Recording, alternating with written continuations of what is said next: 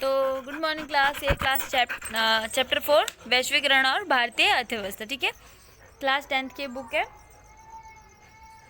एक अलग वीडियो में मैंने इसके क्वेश्चन आंसर आपको करवा दिए हैं, अब नोट्स के बारे। ठीक है, इसके थ्रू ही आपके क्वेश्चन सॉल्व हो जाएंगे।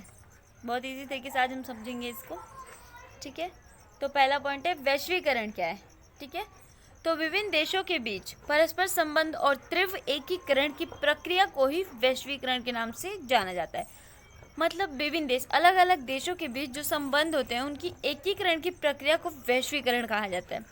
ठीक है, अब उदारीकरण क्या है, तो सरकार द्वारा अवरोधों और प्रतिबंधों को हटाने की प्रक्रिया को उदारीकरण कहते हैं।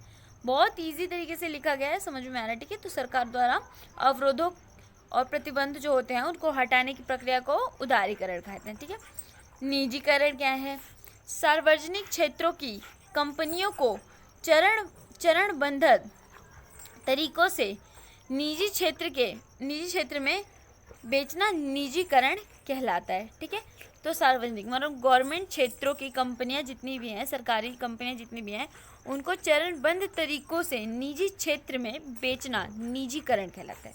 ठीक है, बहुराष्ट्रीय कंपनी क्या है, आप देख सकते हैं। बहुराष्ट्रीय कंपनी क्या है, वह कंपनी जो एक से अधिक देशों में उत्पादन पर नियंत्रण रखती है, मतलब बहुराष्ट्रीय कंपनी कहलाती है। बहुराष्ट्रीय कंपनी सिंपल लैंग्वेज क्या है, क्या ये वो कंपनी है जो एक से अधिक देशों में जो उत्पादन होता है उस पर नियंत्रण रखती है, उस पर कंट्रोल रखती है अपना। ठीक है, निवेश क्या है,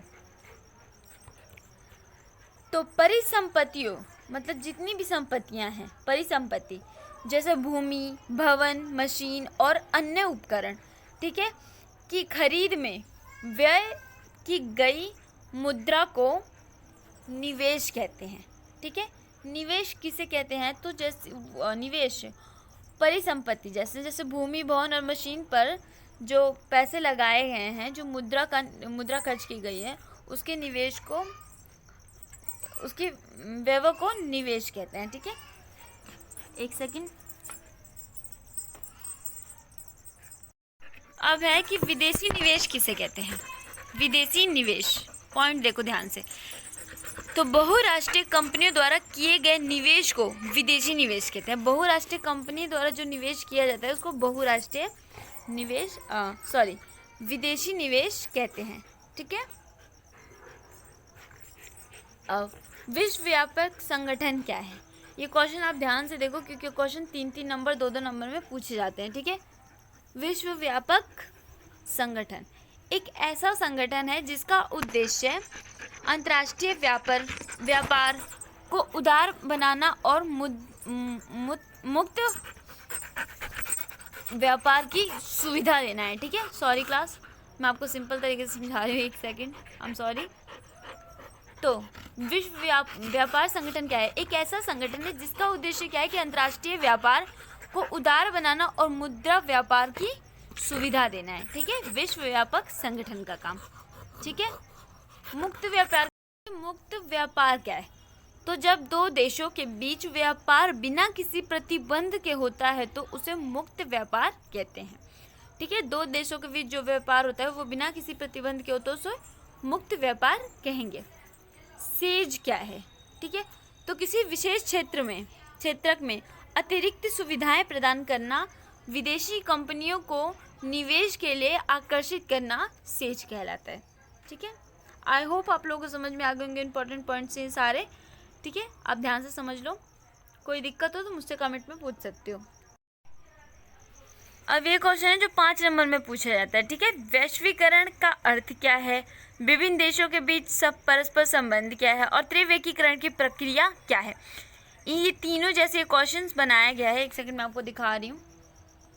ये एक क्वेश्चन बन रहा है। ठीक है, इसी तरीके से एग्जाम में पूछा जाएगा 5 नंबर में।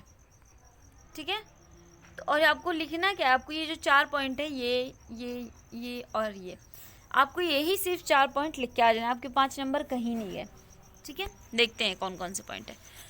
तो वस्तुओं व सेवाओं का आदान प्रदान करना, ठीक है, पहला पॉइंट। दूसरा, विभिन्न देशों के बीच निवेश करना। तीसरा, अंतर्देशीय आपदाएं, ठीक है, और चौथा, प्रौद्योगिकी का आदान प्रदान करना। ठीक है, यही 4 पॉइंट आपको इस क्वेश्चन में लिख के आने हैं। थैंक यू क्लास, पूरा चैप्टर कंप्लीट हो गया। सॉरी, एक और पॉइंट है, अंतर्देशीय उत्पाद क्या है? अंतर्देशीय उत्पादन क्या है? ठीक है, तो पहले और अब, मतलब पहले क्या था और अब क्या है। ठीक है, तो उत्पादन मुख्य देशों की सीमा के भीतर रहता था। पहले जो उत्पादन था वो क्या था कि मुख्य देश की सीमा के अंदर रहता था उत्पादन, और अब क्या रहता है? बहुराष्ट्रीय कंपनियों का उभरना। और अब क्या है कि बहुराष्ट्रीय कंपनियां उभर रही हैं, क्योंकि जो उत्पादन है वो क्या है, विदेशों में जा रहा है। ठीक है, देशों की सीमा को लांघकर सिर्फ कच्चा माल, खाद्य पदार्थ और तैयार उत्पादन व्यापार दूरस्थ देशों को आपस में जोड़ने का मुख्य जरिया है। ठीक है, और अब इनका एक से अधिक देशों में उत्पादन पर नियंत्रण और स्वामित्व उत्पाद है। ठीक है, मतलब इसका एक से अधिक देशों पे नियंत्रण है। किसका? बहुराष्ट्रीय कंपनी का। ठीक है, क्योंकि उनमें उत्पादन ज़्यादा है। ठीक है, उन देशों में कार्यालय तथा उत्पादन के लिए कारखाने स्थापित करती हैं जहां उन्हें सस्ता एवं अच्छा संसाधन मिलते हैं। ठीक है, कौन? बहुराष्ट्रीय कंपनियां। थैंक यू, पूरा चैप्टर कंप्लीट हो गया। अब क्वेश्चन आंसर है जो मैंने एक अलग वीडियो में आपको दे दिए हैं। क्लास, अगर आपको ये वीडियो पसंद है तो आप इस चैनल को सब्सक्राइब करना ना भूलें और बेल आइकन को ज़रूर दबाएं ताकि टाइम टू टाइम मैं आपको ये वीडियोस प्रोवाइड करवा सकूं। Thank you class, I hope आप लोगों को समझ में आया होगा। ठीक है, कोई डाउट है तो कमेंट करके पूछ लेना। ठीक है, थैंक यू।